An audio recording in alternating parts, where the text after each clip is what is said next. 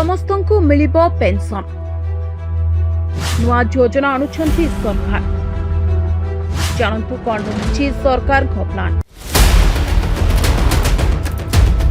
बयसर गोटे समय पहुंचवा परे समस्ते आराम जीवन चाहती किंतु समस्तंकु आराम जीवन मिले नहीं कारण सेमानंकु जीवनर गाड़ी आगकु नेबा पई काम करिबाकु पड़े दैनिक काम करी परिवार चलाइबाकु होइथाय कारण एबे जे केवल सरकारी और घरोई चाकरिया मानंकु पेंशन मिलुछि।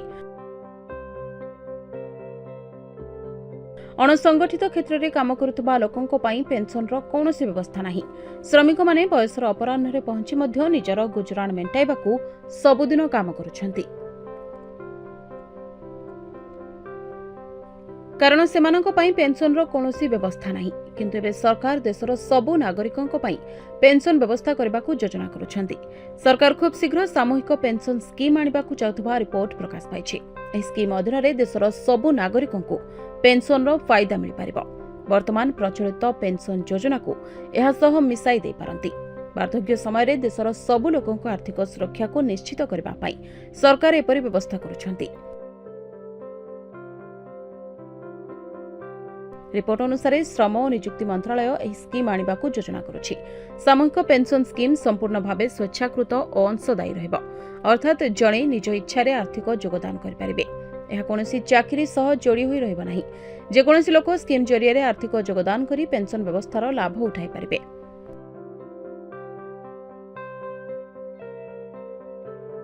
स्कीम को ईपीएफओ जरिए आनिबाकू योजना। कर्मचारी भविष्य निधि पांठी बा ईपीएफओ एही योजना को नहीं स्वतंत्र भावे योजना प्रस्तुत करुछि।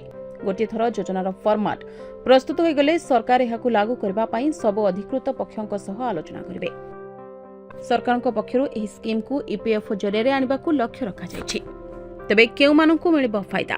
सरकार पक्षरु प्रचलित पेंशन स्कीम रु बाद पड़ितबा सब लोकंकु सामूहिक पेंशन योजना अधीन रे आनिबाकू सरकार लक्ष्य रखिछंती।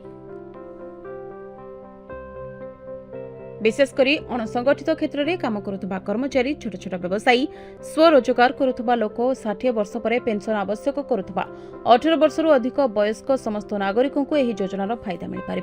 नुआ पेंशन योजना प्रति लोकों आकर्षित करने सरकार वर्तमान कार्यकारी होता किसी स्कीम को एथिरे सामिल करपारंती। एहा द्वारा लोकों अधिक फायदा मिलिबो और सरकार को मध्य योजना को कार्यकारी करिबारे सहज हेबो।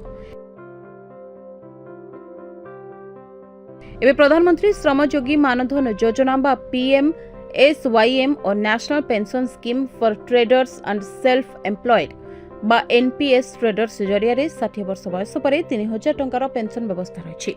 एथिपाई मासकु 55 रु 200 टंका जाय निवेश करबाकू पड़िबो। बयस अनुसार मासिक योगदान निर्धारित होइथाय। आपण जेते टंका निवेश करिवे सेही अनुसार सरकार मध्य योगदान देबे। 60 वर्ष हेबा परे जनकु पेंशन रो लाभ मिल पारिबो। एही योजना को सामूहिक पेंशन स्कीम रे सरकार मिसाई पारंती।